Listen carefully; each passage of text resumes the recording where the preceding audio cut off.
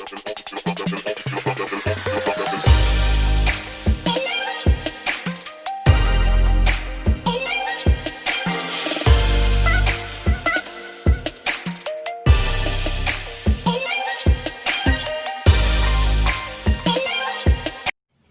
વિદ્યાર્થી મિત્રો, ધોરણ 12 વિભાગ 1 પ્રકરણ 3 આંતરવિભાગીય અને કર્મચારી વિષયક પત્ર વ્યવહાર, એમાં આજે આપણે જોઈએ મેમો એટલે શું અને મેમોની અલગ અલગ લાક્ષણિકતાઓ.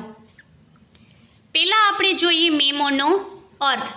સામાન્ય રીતે મેમો શબ્દ માટે મોટી ગેરસમજ ઊભી થઈ છે. શું કહે છે કે સામાન્ય અર્થમાં મેમો એટલે શું એ બધાના મનમાં અલગ અલગ રીતે સમજ આવે છે, એટલે બધા માટે કેવું થયું છે, એ ગેરસમજ ઊભી થઈ છે. દાખલા તરીકે ઓફિસે સમયસર નહીં પહોંચતા તો સાહેબ મેમો આપશે. આપણે ઘણીવાર કહીએ ને કે આજે આપણે સ્કૂલે વહેલા નહીં પહોંચીએ તો પ્રિન્સિપલ આપણને શું આપશે, મેમો આપશે. મેમો આપશે એટલે કે આપણને ખીજાશે. જો તમે કાર્યાલયમાં ભૂલ કરશો તો શેઠ મેમો આપશે. ટૂંકમાં કર્મચારીથી કંઈ ભૂલ થાય તો તેને લેખિતમાં પત્ર દ્વારા જે જાણ કરવામાં આવે છે તેને લોકો મેમો તરીકે ઓળખે છે, પરંતુ આ ખ્યાલ ખોટો છે. આપણે શું કહીએ છીએ કે કર્મચારીથી કંઈ પણ ભૂલ થાય, કોઈ માણસથી કંઈ પણ ભૂલ થાય નોકરી ધંધાની અંદર અને એના ઉપરી અધિકારી જે છે એ લેખિત સ્વરૂપે એને પત્ર આપે તો એને શું કહેવામાં આવે છે, મેમો તરીકે ઓળખવામાં આવે છે. પણ આ છે એ કેવું છે, ખોટું છે. મેમો એટલે શું તો કે મેમો એ વિધિસર કે અવિધિસર રીતે કોઈ પણ ચોક્કસ બાબતોની જાણકારી આપવા માટે સરખો હોદ્દો ધરાવતા અધિકારીઓ, ઉપરી અધિકારીઓ, નીચો હોદ્દો ધરાવતા કર્મચારીઓને આંતરિક સ્તરે લખાતો પત્ર. શું કહે છે કે મેમો એટલે વિધિસર કે અવિધિસર ચોક્કસ બાબતોની જાણ કરતો અને સરખો હોદ્દો ધરાવતા જે અધિકારીઓ છે એ ઉપરી અધિકારીઓ અથવા તો નીચેનો હોદ્દો ધરાવતા કર્મચારીઓને આંતરિક રીતે લખાતો પત્ર. સાવ સામાન્ય છે કે કોઈ પણ બાબતોની, કોઈ પણ ચોક્કસ બાબતોની જાણ કરતો પત્ર. અને એ કોના તરફથી છે તો કે સરખો હોદ્દો ધરાવનાર અધિકારી અથવા ઉપરી અધિકારી અથવા તો જે નીચલો હોદ્દો ધરાવતા કર્મચારીઓને જે આંતરિક સ્તરે એટલે કે અંદરની રીતે જે પત્ર લખાતો હોય તેને મેમો કહેવામાં આવે છે. મેમોની લાક્ષણિકતા જો સાવ સહેલી છે. મેમોની લાક્ષણિકતા છે એની વ્યાખ્યા ઉપરથી જ મેમોની લાક્ષણિકતા આપણને આવડી છે. મેમો એ વિધિસર કે અવિધિસર રીતે લખાતો પત્ર. વિધિસર ને અવિધિસર એટલે કે એનું માળખું છે એ રીતના, અથવા તો જે ચોક્કસ બાબત છે એ બાબતને અનુરૂપ લખાતો પત્ર. મેમો ઉપરી અધિકારી દ્વારા તેમના હાથ નીચેના કર્મચારીને પાઠવવામાં આવે છે. જો વ્યાખ્યાની અંદર છે એ જ રીતના સરસ પોઈન્ટ આપ્યા છે. ક્યારેક કર્મચારીઓ પણ પોતાના હક કે સમસ્યાના ઉકેલ માટે ઉપરી અધિકારીને મેમો પાઠવે છે. એટલે કે પોતાના હક માટે થઈને અથવા કોઈ સમસ્યા અથવા તો કોઈ બાબત માટે થઈને જે નીચલા કર્મચારી છે એ પણ ઉપલા કર્મચારીઓને શું આપે છે, મેમો પાઠવે છે. સમકક્ષ હોદ્દો ધરાવતા એટલે કે સમાન હોદ્દો ધરાવતા કર્મચારી દ્વારા પણ એકબીજાને મેમો પાઠવવામાં આવે છે. એટલે કે સમાન જે હોદ્દો ધરાવતા હોય, પ્રિન્સિપલ છે, ટ્રસ્ટી છે, કોઈ એક અધિકારી છે, બીજા અધિકારી છે, ડિરેક્ટર છે એ સામા ડિરેક્ટરને, મેનેજર છે એ સામા મેનેજરને, એવી રીતના પણ શું થાય છે તો કે મેમો છે તે મેમો પાઠવવામાં આવતું હોય છે. મેમોનો મુખ્ય હેતુ જેને સંબોધીને લખાયો છે તેને ચોક્કસ બાબતોની યાદ અપાવવાનો છે. જે વ્યક્તિને સંબોધીને મેમો લખાયો છે એ જ વ્યક્તિઓને જે બાબત કહેવાની છે એને યાદ અપાવતો પત્ર એટલે મેમો. મેમોનું લખાણ સીધી અને સરળ શૈલીમાં લખાયેલું હોય છે. મેમોનું જે લખાણ છે એ શોર્ટમાં હોય છે. પરિપત્ર કે પત્રની જેમ મોટું લખાણ નથી હોતું. એનું જે માળખું છે એ માળખા પ્રમાણે હોય છે. મેમોની વિગતો ટૂંકમાં અને મુદ્દાસર હોય છે. કેવી હોય છે? ટૂંકમાં અને મુદ્દાસર એની વિગત હોય છે. એટલે મેમો છે એ કેવો છે તો કે વિધિસર કે અવિધિસર લખાય છે. આ પોઈન્ટ પરીક્ષાની અંદર આપણને 2 માર્ક્સની અંદર અને 3 માર્ક્સની અંદર પૂછાય છે. હવે આપણે જોઈએ મેમોનું માળખું આપ્યું છે અહીંયા કે કઈ રીતના એનું માળખું છે. તો પહેલાં તો કંપનીનું નામ હોય છે. ત્યાર પછી ડાબી બાજુ પ્રતિ એટલે કે જે વ્યક્તિનું નામ હોય છે તે લખવાનું હોય છે. રવાના કોના દ્વારા એટલે કે જે વ્યક્તિ દ્વારા રવાના કરવાની હોય એટલે કે રવાના કોના દ્વારા તે. ત્યાર પછી સંદર્ભ નંબર, બધાનો નંબર છે એ કેવો હોય છે? અલગ અલગ સંદર્ભ નંબર હોય છે તે. પછી તારીખ જે દિવસે લખતા હોય તે. પછી વિષય જે બાબત માટે લખતા હોય તે. અને ત્યાર પછી અલગ અલગ પોઈન્ટ છે તે પોઈન્ટ. પછી સહી એનો હોદ્દો અને નકલ રવાના. આટલી બાબતો એની અંદર દર્શાવવાની હોય છે. આપણે એક અહીંયા જોઈએ કે કઈ રીતના એનું માળખું છે. પેલું આપ્યું છે અહીંયા આપણને ખરીદી પ્રક્રિયાની માહિતી આપતો મેમો છે કે ખરીદી પ્રક્રિયા જે છે એની માહિતી આપી છે. એનો આપણે પહેલાં જોઈએ. જો કંપનીનું નામ ત્યાં અહીંયા શું આપ્યું છે? નવકાર ડાયમંડ લિમિટેડ. પ્રતિ કોણ છે? વહીવટી અધિકારી. રવાના કોને રવાના કરવાની છે? ખરીદ મેનેજર જે છે તે. એટલે કે રવાના કોણ કરે છે? ખરીદ મેનેજર. અને પ્રતિ એટલે કે જેને આપણે સંબોધન છીએ એટલે આ વહીવટી અધિકારી. અને રવાના કોણ કરે છે? એટલે કે લખે છે કોણ? ખરીદ મેનેજર. સરનામું આપ્યું છે બાપુનગર અમદાવાદ અને એનો પિનકોડ નંબર. ત્યાર પછી એનો સંદર્ભ નંબર N પછી DL પછી A અને પછી _191. એક્ઝામની અંદર તમે સંદર્ભ નંબરની અંદર કોઈ પણ તમારી રીતના અહીંયા આંકડા સાથે કોઈ પણ કેરેક્ટરમાં લખી શકો છો. ત્યાર પછી તારીખ 27મી ફેબ્રુઆરી 2017. તારીખ લખવામાં ખાસ યાદ રાખવાનું. હું વારંવાર કહેતી હોઉં છું ક્લાસની અંદર કે થી લગાડવું ફરજિયાત છે. અને જે વર્ષનું નામ છે તે પણ આખું લખવું અને મહિનાનું નામ પણ આખું લખવું. ત્યાર પછી વિષય ખરીદ વિભાગે કરેલ ખરીદી અંગે એટલે કે ખરીદ વિભાગે કરી ગયેલી ખરીદી અંગે. પેલું જે આપણે પોઈન્ટ એનો જોઈએ કે જનતા ડાયમંડ હાઉસ મુંબઈએ તારીખ 20 ફેબ્રુઆરી 2017ના રોજ 5000 નંગ કાચા હીરાની ખરીદીનો ઓર્ડર આપી દીધો. કેટલાનો ઓર્ડર આપ્યો છે?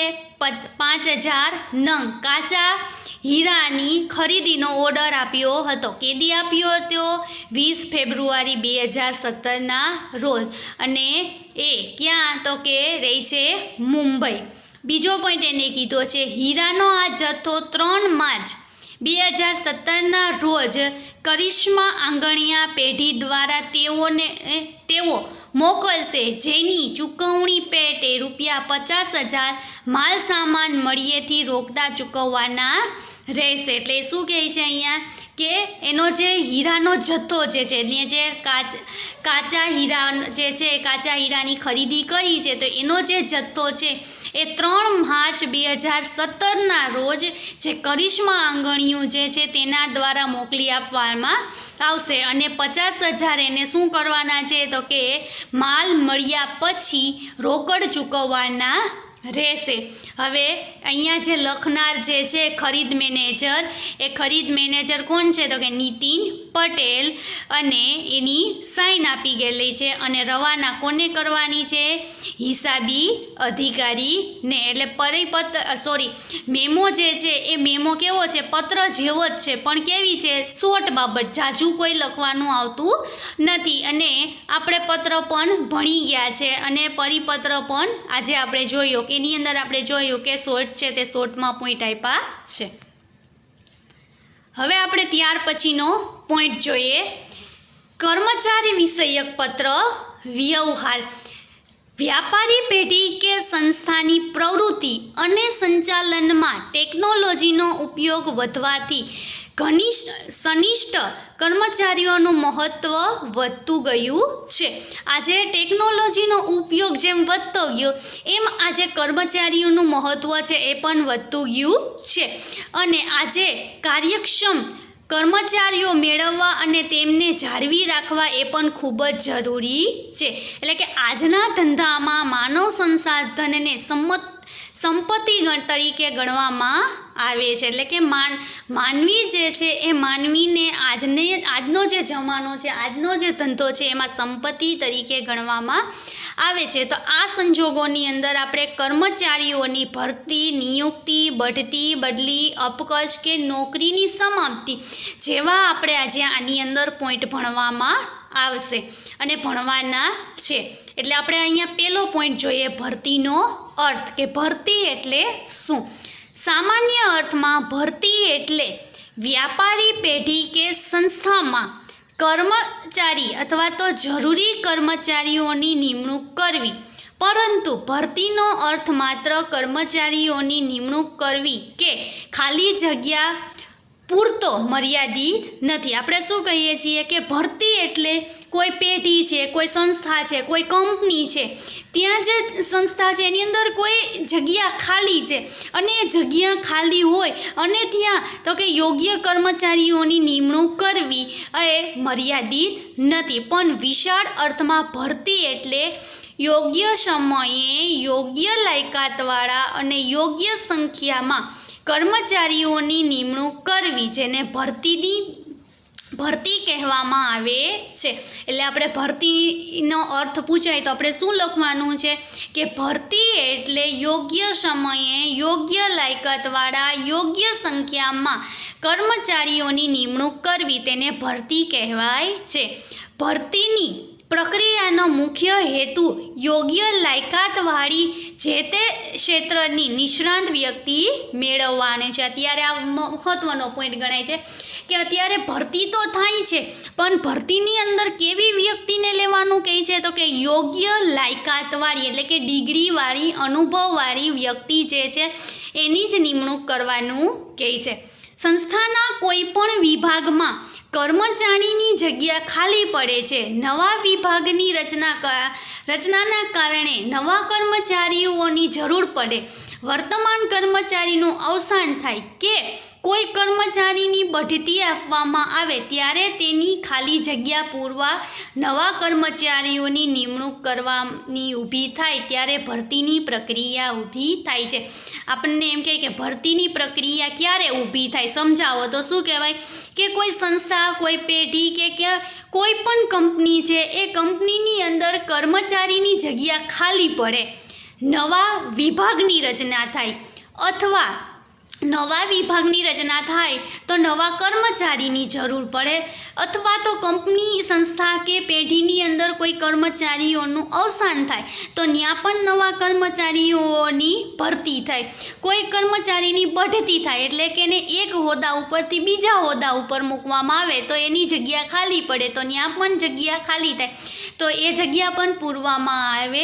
અને આ જે અલગ અલગ જે કારણો છે એ કારણોથી જે જગ્યાઓ ખાલી પડતી હોય છે અને એ ખાલી પડેલી જગ્યાઓ ભરવામાં આવે તેને ભરતીની પ્રક્રિયા કહેવાય છે. ભરતીની પ્રક્રિયા જે છે એ બે પ્રકારની હોય છે. એક્ઝામની અંદર પૂછાય છે કે ભરતીની પ્રક્રિયા કઈ રીતના થાય છે તો ભરતીની પદ્ધતિઓ પ્રત્યક્ષ અને પરોક્ષ એમ બે પ્રકારની હોય છે.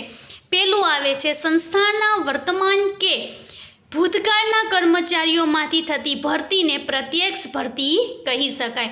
જો પ્રત્યક્ષ ભરતી એટલે શું તો કે સંસ્થા, પેઢી કે કંપની છે એમાં જે વર્તમાન એટલે કે જે કામ કરે છે એ અથવા તો ભૂતકાળના કર્મચારી એટલે કે પહેલાં જે કામ કરી ગયા છે તે એમાં જે કર્મચારીઓ છે તેમાંથી ભરતી કરવામાં આવે તો તેને શું કહેવામાં આવે છે પ્રત્યક્ષ, એટલે કે અંદરથી જ ભરતી કરવામાં આવે છે. ત્યાર પછી આવે છે પરોક્ષ. જાહેરાતના માધ્યમથી અથવા નોકરી અંગેની માહિતી આપતી સંસ્થાઓ દ્વારા થતી ભરતીને પરોક્ષ ભરતી કહેવાય. એટલે કે બાહ્ય રીતે એટલે કે કોઈ કોઈ જાહેરાત દ્વારા અથવા તો કોઈ પણ અન્ય માધ્યમ દ્વારા નોકરીની જાહેરાત આપી અને જે સંસ્થાઓની અંદર ભરતી કરવામાં આવે તો તેને શું કહેવામાં આવે છે? એ પરોક્ષ ભરતી છે, તે પરોક્ષ ભરતી કહેવામાં આવતી હોય છે. એટલે અહીંયા આપણે ભરતીનો અર્થ અને ભરતીની જે પ્રક્રિયા છે તે અને ભરતીના બે પ્રકાર છે તે પ્રકાર આપણે જોયા. નમસ્તે.